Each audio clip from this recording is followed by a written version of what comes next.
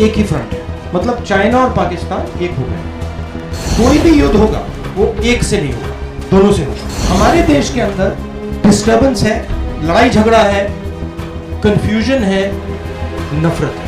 हमारी mindset joint operability की नहीं है, हमारी माइंडसेट साइबर वॉरफेयर की नहीं है।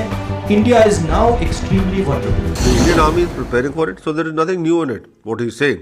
He's just trying to, I would say that, invoke passions amongst the people that there is something going to happen. Only Rahul Gandhi seems to be surprised by this. Did Rahul Gandhi consider Pakistan to be a friendly nation of India? Even after 26/11, we have seen that because it was a Majboor Sarkar, no action was taken. In fact, MFN status was granted to Pakistan.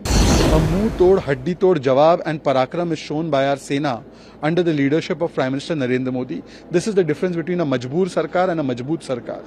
ये जो सारी की सारी बातें उन्होंने कही हैं, वो कोई इसमें नई बात क्या बोली है? ये एक रिपीटेड को अपने एक फोरम में बना के कुछ लोगों को बिठा के ये भाषण देने की कोशिश कर रहे हैं। पहले हमारे दो दुश्मन थे, एक पाकिस्तान और एक चाइना, और हमारी जो पॉलिसी थी उन दोनों को अलग करके रखने की पॉलिसी थी। फॉरेन पॉलिसी के पीछे यही आइडिया था, जब राजीव गांधी जी वहां गए उसका भी यही आइडिया था कि ये दोनों एक साथ ना हो। पहले लोग कहते थे टू फ्रंट वॉर नहीं होनी चाहिए, फिर उसके बाद लोगों ने कहा 2.5 फ्रंट वॉर चल रही है। 2.5 फ्रंट मतलब चाइना, पाकिस्तान, टेररिज्म। आज एक ही फ्रंट है, मतलब चाइना और पाकिस्तान एक हो गए, और कोई भी युद्ध होगा वो एक से नहीं होगा, दोनों से होगा। ये दोनों अब एक साथ सिर्फ मिलिटरीली नहीं कर रहे, इकोनॉमिकली भी काम कर रहे,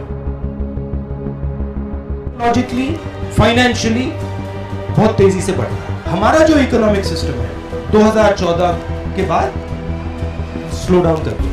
हमारे देश के अंदर डिस्टर्बेंस है, लड़ाई झगड़ा है, कंफ्यूजन है, नफरत है। हमारी माइंडसेट अभी भी 2.5 फ्रंट वॉर की माइंडसेट है।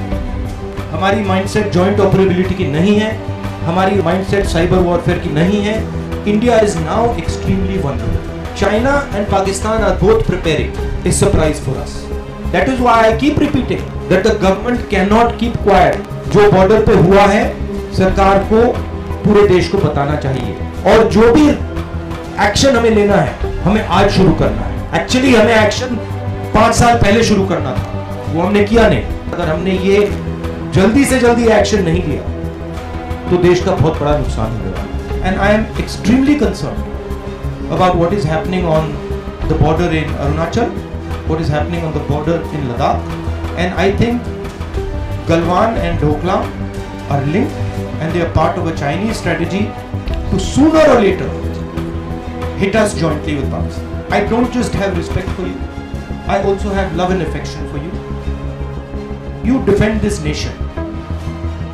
This nation would not exist without you. Rahul Gandhi has now come up with the shocking, not a shocking statement, I would say, that in military parlor we are already aware of the threat from China and Pakistan, and we know that whenever Pakistan, even during the Kargil ops, there was always a danger that China would intervene somewhere or the other, but it did not. And now also there is always a danger that we may have to fight a 2.5 front war, and the Indian army is preparing for it, so there is nothing new in it, what he is saying. He is just trying to, I would say that, invoke passions amongst the people that there is something going to happen over there at the borders. Whatever is going to happen, the army is capable of taking care of. So Mr. Rahul Gandhi should not worry too much about it. What he should say is that talk against China, talk against Pakistan, which they never do. I have yet to see any statement coming from such parties, and Mr. Rahul Gandhi in particular, against China, criticizing China for the way it has come into Ladakh or Arunachal Pradesh or the recent Tawang incident, or Pakistan, the way it has been sending terrorists across. So let them first criticize the China and Pakistan rather than trying to invoke passions or fear amongst the people by giving such statements. Only Rahul Gandhi seems to be surprised by this. Did Rahul Gandhi consider Pakistan to be a friendly nation of India before he made this grand discovery? Does Rahul Gandhi not know that when in 1963 it was a Congress government in power, at that time Pakistan had illegally handed over a portion of POK to China? Does Rahul Gandhi not know that when his mother's operated government was in power, at that time the construction of a third country, that is China, CPEC construction, etc., had started in Pakistan occupied Kashmir, which is our land. But during Rahul Gandhi's family's governments, never was there any response given to Pakistan because it was a majboor sarkar. Even after 26/11, we have seen that because it was a majboor sarkar, no action was taken. In fact, MFN status was granted to Pakistan. Today, it is a majboot sarkar. And under Prime Minister Narendra Modi, when Pakistan does Uri, a befitting response is given by surgical strike. When Pulwama is done, a befitting response is given by Balakot.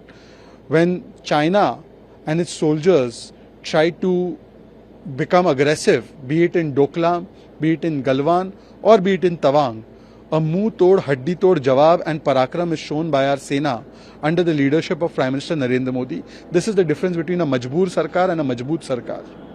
देखिए ऐसा है राहुल जी, ये जो सारी की सारी बातें उन्होंने कही हैं, वो कोई इसमें का नई बात क्या बोली है। हम कब से बोल रहे हैं, आपके चैनल पे बोल गए हैं, हमसे पूछा गया है अगर चाइना पाकिस्तान इकट्ठा हम पे हमला करे तो क्या हम तैयार हैं, हमारी फौजें तैयार हैं।